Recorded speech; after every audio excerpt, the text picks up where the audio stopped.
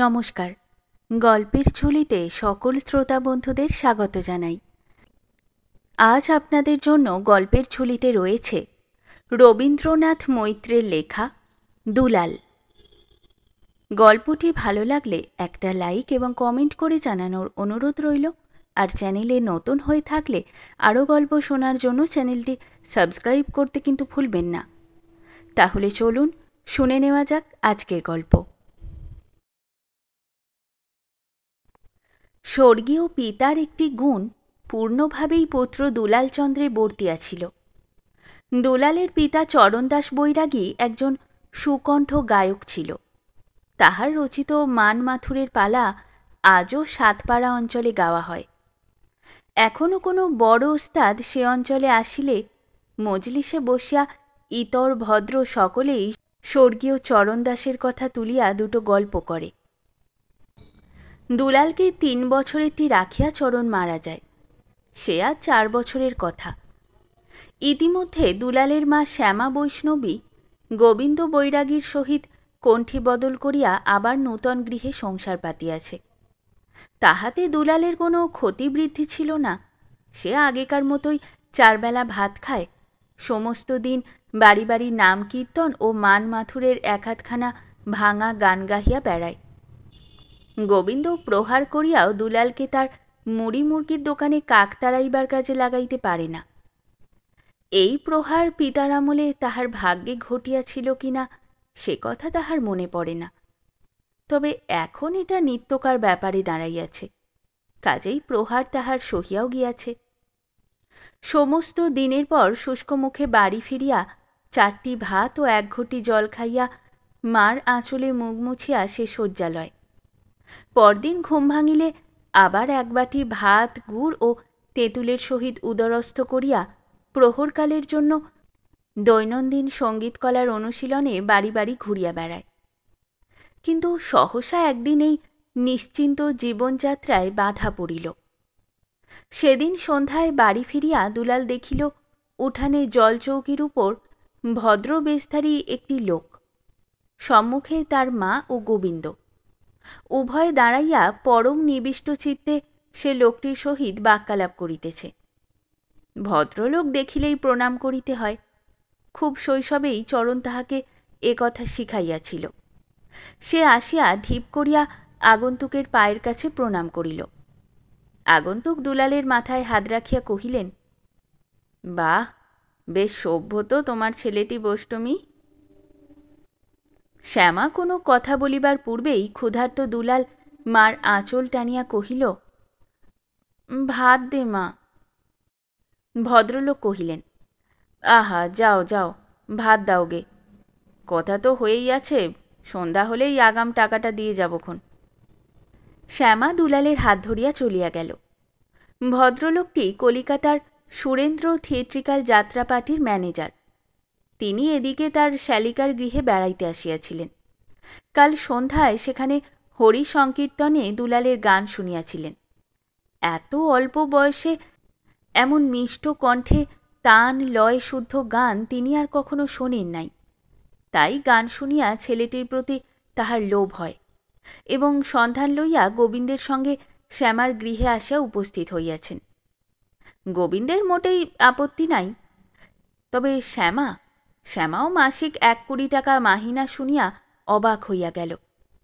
তবু ছেলে দূরে চলিয়া যাইবে এ কল্পনায় মন তার বেদনায় আর্ত হইয়া উঠিল। কিন্তু টাকা 1 মাসের মাহিনা নগদ হাতে পাইবে, তাছাড়া ছেলের ভবিষ্যতেরও একটা হিল্লে হইয়া যাইবে। মনকে বুঝাইয়া শ্যামা দুঃখ ভুলিবার চেষ্টা করিল। মার মুখে অন্যত্র যাইতে হইবে শুনিয়া দুলাল শঙ্কিত দৃষ্টিতে মার দিকে চাহিয়া যখন কহিল, মা, আমি যাব না, তখন এ কথায় শ্যামার মনে আবার সেই বেদনা জাগিয়া উঠিল। গোবিন্দ রান্নাঘরের দরজায় দাঁড়াইয়া কহিল, তুমি উঠে এসো না, বাবু কি বলছেন, টাকা কটি নেবে কিনা। 1 টাকা চট করিয়া ফেলিয়া দিতেও শ্যামার মন সরিল না। দুলালের দিকে না চাহিয়া সে বাহিরে আসিল এবং আরও কিছুক্ষণ কথাবার্তার পর নোট দুখানি আঁচলে বাঁধিয়া আগন্তুকের পা ধরিয়া কহিল, আপনি আমার বাপ, ওটি বই আমার আর কেউ নাই, দেখবেন আপনার হাতেই ওকে তুলে দিচ্ছি। আগন্তুক গোপাল বণিক সহাস্যে কহিলেন, 6 মাস পরে চিনতে পারবে না বোস তুমি তোমার এই ছেলেকে। শ্যামা তথাপি বারবার করিয়া বলিয়া দিল, তাহার ছেলে কি কি খাইতে ভালোবাসে, কি তার স্বাদ, এইসবের মস্ত ফর্দ সে দিতে চলিল। গোপাল বণিক ধৈর্য সহকারে সব কথা শুনিয়া কহিলেন, কিছু ভেবো না, দুবেলা ভাত মাছ তো আছেই, তাছাড়া লুচি মেঠাইয়ের ছড়াছড়ি, পুজোর পর ছেলে এলে তার মুখেই সব শুনতে পাবে গো। শ্যামা আশ্বস্ত হইল। দুলাল কিন্তু সারা রাত মাকে জড়াইয়া ধরিয়া কেবলই কহিতে লাগিল, আমি যাব না মা, আমি যাব না। গোবিন্দ দুবার তাহার চুল ধরিয়া টানিয়া তাহাকে রাজি করাইবার চেষ্টা করিল। শ্যামা কহিল, আহা মেরো না, আমি বুঝে বলছি। শ্যামা অনেক করিয়া বুঝাইল, মিঠাই মন্ডা, কেমন রঙিন ঝকমকে সাজ পোশাক, কত আদর, তার উপর কলিকাতা শহর, কত গাড়ি ঘোড়া, কত বড় বড় বাড়ি, লোকজন, এত প্রলোভনের কথা শুনিয়াও দুলাল কহিল, সেখানে যে তুমি নেই। শ্যামা অঞ্চলে চোখ মুছিল। দুলাল কহিল, তুমি যাবে সঙ্গে? শ্যামা এ কথার একটা জবাব খুঁজিয়া পাইল, কহিল, তুই আগে যা, তারপর আমাকে চিঠি দিলেই যাব। এ ব্যবস্থায় দুলাল রাজি হইল। পরদিন প্রাতে গোপাল বণিকের হাতে পায়ে ধরিয়া অনেক মিনতির সহিত ছেলেকে দেখিবার অনুরোধ করিয়া কাঁদিতে কাঁদিতে শ্যামা দুলালকে বিদায় দিল। রাত্রির কথা ভুলিয়া প্রাণপণ শক্তিতে দুলাল মার অঞ্চল প্রান্ত মুঠা করিয়া ধরিয়াছিল। গোবিন্দ আসিয়া মুঠা খুলিয়া দুলালকে টানিয়া গাড়িতে বসাইয়া দিয়া গাড়োয়ানকে বলিল, গাড়ি ছাড়। গাড়ি চলিতে আরম্ভ করিল। দুলাল কাঁদিতে কাঁদিতে গাড়ি হইতে মুখ বাড়াইয়া কহিল, কাল চিঠি দেব মা, চলে আসিস। গাড়ি পথের বাঁকে অদৃশ্য হইয়া গেল। শুধু একটা আর্ত ভগ্ন কণ্ঠস্বর বাতাসকে নিমেষের জন্য ভারাক্রান্ত করিয়া তুলিল। চিতপুর রোডের উপর 3তলা বাড়ি। তেতলার একটি ঘরের বাহিরে বড় সাইনবোর্ডে লেখা, সেই সুপ্রসিদ্ধ সুরেন্দ্র থিয়েট্রিক্যাল যাত্রা পার্টি। স্বত্বাধিকারী শ্রী সুরেন্দ্রনাথ সাহা, ম্যানেজার শ্রী গোপালচরণ বণিক।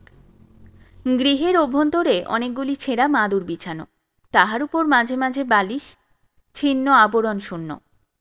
ইতস্তত অনেকগুলি বই, অধিকাংশই যাত্রার পালা, খান কয়েক সচিত্র প্রেমলিপি, থিয়েটার সঙ্গীত, পাঁচালী ও কবির লড়াই। ঘরের কোণে গুটি কয়েক বাক্স, তাহাদের গায়ে নানা বর্ণের লেবেল আঁটা। বাক্সগুলির উপর কয়েক জোড়া তবলা ও খঞ্জনি। দেয়ালের উপর দিকে খান কয়েক নগ্ন নারীর বিলাতি ছবি, একটা কুলুঙ্গিতে একটি গণেশের সিঁদুর মাখা মাটির মূর্তি। মূর্তিটির পায়ে ন্যাকড়া জড়ানো একটি গাঁজার কলিকা। দেওয়ালের নিচের দিকে ও গৃহের প্রত্যেকটি কোণ পানির পিকে বিচিত্রিত। তখন বেলা 1 প্রহর। মেঝেয় বসিয়া কয়েকজন অভিনেতা আয়নার সামনে বিচিত্র ভাবের মুখভঙ্গি করিতেছিল। গৃহের কোণে একটি ছিন্ন তাকিয়ায় বুক রাখিয়া স্বত্বাধিকারী মহাশয় গড়গড়ার নল মুখে দিয়া দৈনিক জমা খরচের খাতা পরীক্ষা করিতেছিলেন। এই সময় দুলালকে লইয়া ম্যানেজারবাবু গৃহে প্রবেশ করিয়া স্বত্বাধিকারী মহাশয়কে সম্বোধন করিয়া কহিলেন, দেখুন এনেছি, তৈরি করে নিতে পারলে ভরের সীতা নির্বাসন একেবারে কানা। স্বত্বাধিকারী মহাশয় গড়গড়ার নল ছাড়িয়া উঠিয়া বসিয়া কহিলেন, এ যে একেবারে খোকা দেখছি, পারবে কি? পরখ করেই নিন না। আচ্ছা, একটা গাও তো খোকা। দুলালের অত্যন্ত ক্ষুধার উদ্রেক হইয়াছিল। সে কহিল, বড্ড খিদে পেয়েছে। ম্যানেজারবাবু চাকর ডাকিয়া 2 পয়সার মুড়ি আনিবার আদেশ দিয়া কহিলেন, আসছে খাবার, তুমি ততক্ষণ একটা গিয়ে ফেলো তো। দুলাল ভূমিতলে বসিয়া হাত নাড়িয়া একটা পদ কীর্তন আরম্ভ করিল। নিত্যকার মতো আজকে গানে প্রাণ তার লুটাইয়া পড়ে নাই। তবু স্বত্বাধিকারী ও অভিনেতার দল বিমুগ্ধ হইল। স্বত্বাধিকারী বলিলেন, চলবে, ভালোই চলবে, তবে রাখতে পারলে হয়। তারপর দুলালের গৃহের সংবাদ শুনিয়া কহিলেন, না, পালাবার ভয় নেই, আজ থেকেই তালিম দিন। কুশের পাট্টায় গান আছে, আর দু একটা চণ্ডীদাসের পদ জুড়ে দিলে ছোকরা সুবিধে হবে। সেই দিন হইতেই দুলালের শিক্ষার বন্দোবস্ত হইয়া গেল। বৈকালে দুলাল জানালা দিয়া বাহিরের জগৎটাকে দেখিয়া লইল। এই কলিকাতা শহর, লোকজন, গাড়ি ঘোড়া, দুলালের এসব মোটে ভালো লাগে না। গাঁয়ের সঙ্গীদের কথা মনে পড়িতে লাগিল। আর মনে পড়িল সেই বাবলা গাছের সারি, সেই বাঁশঝাড় ও গাব গাছের অন্তরালে তাদের সেই ক্ষুদ্র গৃহখানি। অদূরে এক শ্যাকরার দোকানে বসিয়া একটি ছোকরা বাঁশি বাজাইতেছিল। কি করুণ সুর! দুলালের মনটা উদাস হইয়া উঠিল। মার কথা মনে পড়িল। মা এখন কি করিতেছে? সে কথা মনে হইতেই দুই চোখ জলে ভরিয়া উঠিল। বাহিরের বিশ্ব সে জলে ভাসিয়া কোথায় যে অদৃশ্য হইয়া গেল, আর অশ্রুর আবছায়ার মধ্যে মার মূর্তি সহস্ররূপে তার সামনে ঘুরিয়া ফিরিতে লাগিল।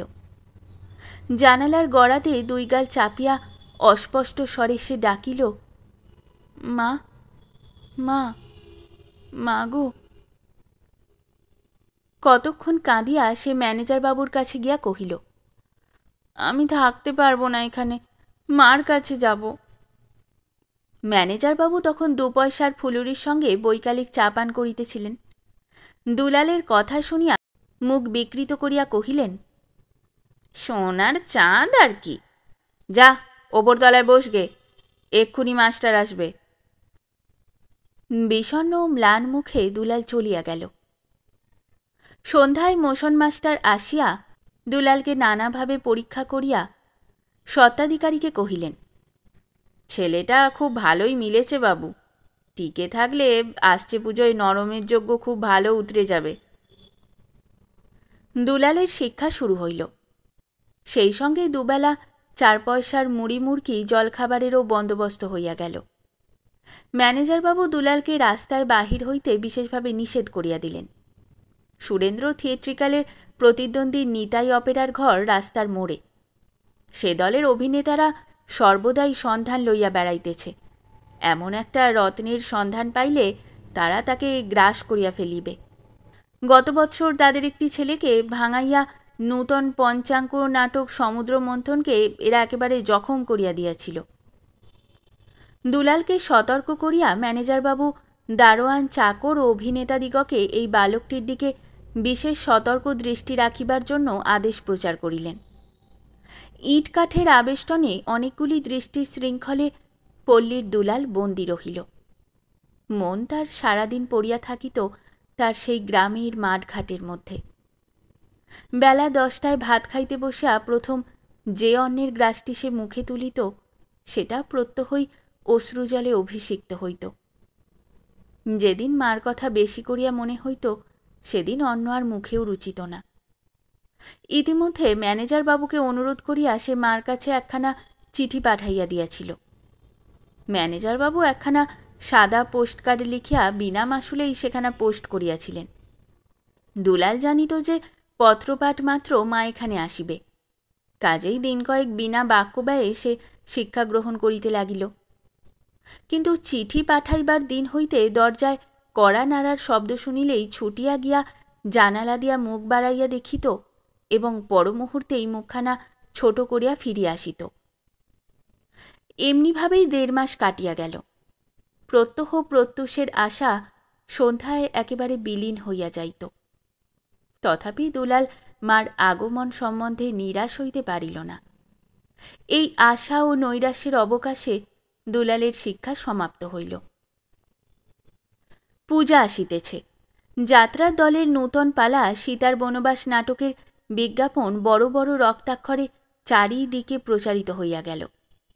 জোড়াসাঁকোর বারোয়ারিতলায় এই যুগান্তকারী নাটকের প্রথম অভিনয় হইবে স্থির হইয়া গিয়াছে। অভিনয়ের দিন প্রাতঃকালে দুলাল কাঁদিতে কাঁদিতে ম্যানেজারের কাছে উপস্থিত হইয়া কহিল, আমি মার কাছে যাব। ম্যানেজার তাহার কথা শুনিয়া দাঁত মুখ খিচাইয়া কহিল, তুমি বেশ তো ছোকরা, আজ প্লে আর তুমি যাবে মার কাছে? আবদার আর কাকে বলে? দুলাল বুঝিল যাওয়া হইবে না। চক্ষু মুছিতে মুছিতে সে চলিয়া গেল। রাত্রে অভিনয় আরম্ভ হইল। স্বত্বাধিকারী দেখিল ম্যানেজার মিথ্যা বলে নাই। কুশের অভিনয়ে দুলাল যে দক্ষতার পরিচয় দিতেছিল তাহা অপূর্ব। তাহার যাত্রার ইতিহাসে এমনটি দেখা যায় নাই। শ্রোতাদলও মুগ্ধ হইয়াছিল এবং প্রত্যেকবারই দুলালের আগমনের সঙ্গে করতালির ধ্বনিতে তাহাকে উৎসাহিত করিতেছিল। দুলালের চরম কৃতিত্ব ফুটিল শেষ দৃশ্যে। রামায়ণ গানের অবসরে যখন সীতা আসিলেন এবং কুশবেশধারী দুলাল যখন এই যে মা বলিয়া সীতাকে জড়াইয়া ধরিল, শ্রোতাদের চক্ষু সে মিলন দৃশ্যে ছলছল করিয়া উঠিল। বাষ্পরুদ্ধ কণ্ঠে অভিনয়ের কথা কয়টি উচ্চারণ করিয়া ফোঁপাইয়া কাঁদিয়া উঠিল, মা মা মা গো। তাহার এই ক্রন্দনে আর ভগ্ন কণ্ঠস্বরে কিছুকালের জন্য সত্রীমণ্ডলী যাত্রার আসর ভুলিয়া যেন কোন সুদূর অতীত লোকে গিয়া উপস্থিত হইল। স্বত্বাধিকারী হইতে বেহালাদার পর্যন্ত দুলালের এই শেষ দৃশ্যের অভিনয়ে আশ্চর্য হইয়া গেল। তাহাদের জীবনে যাত্রার আসরে এমন জীবন্ত অভিনয় করিতে তাহারা আর কাহাকেও দেখে নাই। গান ভাঙিল। চিকের আড়াল হইতে একটি রমণী একখানা বহুমূল্য শাল কুশের জন্য পাঠাইয়া দিলেন। পুরুষদের দলেও দু একজন পুরস্কার দিবার জন্য প্রস্তুত হইলেন। তখন দুলালের ডাক পড়িল, কিন্তু খুঁজিয়া কোথাও তাহাকে পাওয়া গেল না। অভিনয় শেষে দুলাল সাজঘরে আসিয়া পোশাক ছাড়িয়া অপরের অলক্ষিতে একেবারে পথে আসিয়া দাঁড়াইল। তার সমস্ত অন্তর মার বুকে ফিরিয়া যাইবার জন্য অধীর আকুল হইয়া উঠিয়াছিল। যাত্রার দলের সাজঘর, ম্যানেজার ও মাস্টারের প্রশংসা, শ্রোতাদের উৎসাহবাণী এসব কিছুই নয়, কিছু নয়, কিচ্ছু নয়। প্রশ্ন করিতে করিতে সে একেবারে স্টেশনে আসিয়া উপস্থিত হইল। কিন্তু পয়সা চাই, টিকিট কিনিতে হইবে, নইলে তো চড়িতে দিবে না। উপায়? প্ল্যাটফর্মের এদিক ওদিক বৃথা ঘুরিয়া ক্লান্ত পদে গিয়া সে একটা বেঞ্চের উপর বসিয়া পড়িল। দুই চোখ মুদি আসিতেছিল, সে ঘুমাইয়া পড়িল। তখন স্টেশনের প্ল্যাটফর্ম জনশূন্য হইয়া আসিয়াছে। দুলাল স্বপ্ন দেখিতেছিল সে যেন মার কাছে ফিরিয়া আসিয়াছে। মার বুকে মাথা রাখিয়া বলিতেছে, আমি যাব না, আর যাব না মা।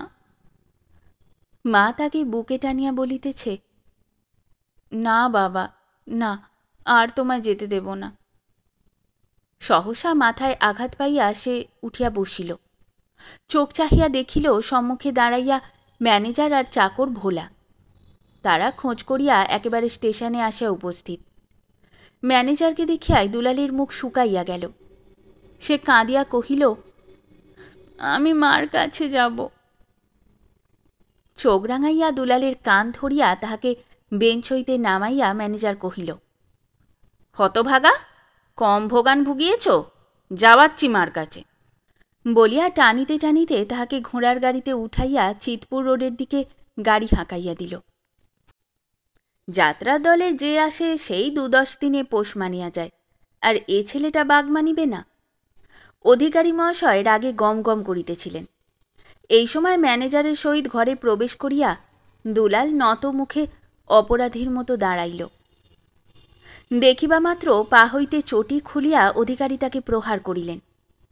দুলাল বিনা বাক্যে সে প্রহার পিঠ পাতিয়া গ্রহণ করিল। তারপর একটা ছেঁড়া মাদুরের উপর উপুর হইয়া পড়িয়া কাঁদিতে কাঁদিতে ঘুমাইয়া পড়িল। সারাদিন না খাইয়া ঘুমে কাটাইয়া সে সন্ধ্যায় যখন উঠিল, তখন মাথা বিষম ভার বোধ হইতেছে। দুই চোখ রাঙা হইয়া উঠিয়াছে, জ্বালা করিতেছে। শরীর এমন যে নড়িবার সাধ্য নাই, গা তাতিয়া আগুন। প্রবল জ্বর, অত্যন্ত তৃষ্ণা পাইয়াছিল। জলপানের জন্য নিচে সিঁড়ির উপর পড়িয়া গিয়া দুলাল কাঁদিয়া উঠিল। ম্যানেজার ও দুই একজন অভিনেতা আসিয়া তাকে তুলিয়া ঘরে লইয়া গেলেন। রাত্রে 20 গ্রেন কুইনিন খাওয়াইয়াও ম্যানেজার দুলালের জ্বর ছাড়াইতে পারিলেন না। শেষ রাত্রি হইতে দুলাল গান গাহিতে শুরু করিল। এই তো এসেছিস মা, এবার আমায় কর মা কোলে, বনবাসের বড় জ্বালা মা। পাড়ার একটা ডিসপেন্সারির কম্পাউন্ডার আসিয়া দেখিয়া বলিয়া গেল, বিকার। সন্ধ্যায় দুলালের গান থামিল। সঙ্গে সঙ্গে সেও ইহজীবনের মতো ম্যানেজার ও অধিকারী মহাশয়ের নিকট হইতে শেষ বিদায় লইয়া গেল। গ্রামের 3 ক্রোশের মধ্যে এক জায়গায় পূজার সময় দুলালের সেই যাত্রা দলের বায়না ছিল। ছেলে দুলালও সঙ্গে আসিবে, তাকে তার অতি প্রিয় খাদ্য নূতন ধানের চিড়া খাওয়াইবে বলিয়া শ্যামা আরেকটি স্ত্রীলোকের সঙ্গে চিড়া কুটিতেছিল। এমন সময় পিয়ন শ্যামা বৈষ্ণবীকে এক মানি অর্ডার আনিয়া দিল। মানি অর্ডারের কমিশন বাদ দুলালের প্রাপ্য মাহিনা 9 টাকা 6 আনা অধিকারী মহাশয় পাঠাইয়া দিয়েছেন। শেষের ছত্রে লেখা আছে, জ্বর বিকারে 27 ভাদ্র দুলাল মারা গিয়াছে। শ্যামা টাকা কয়টা ছুঁড়িয়া ফেলিয়া চিড়ার কাঠাটি বুকে করিয়া চিৎকার করিয়া কাঁদিয়া উঠিল। ওরে দুলো, দুলাল। পিয়ন চলিয়া গেল। শেষ হলো আমাদের আজকের গল্প।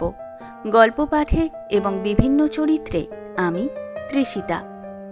গল্পটি ভালো লাগলে লাইক এবং শেয়ার করে দেবেন, আর চ্যানেলে নতুন হয়ে থাকলে আরও গল্প শোনার জন্য চ্যানেলটি সাবস্ক্রাইব করতে কিন্তু ভুলবেন না। খুব তাড়াতাড়ি নতুন একটি গল্প নিয়ে ফিরে আসব।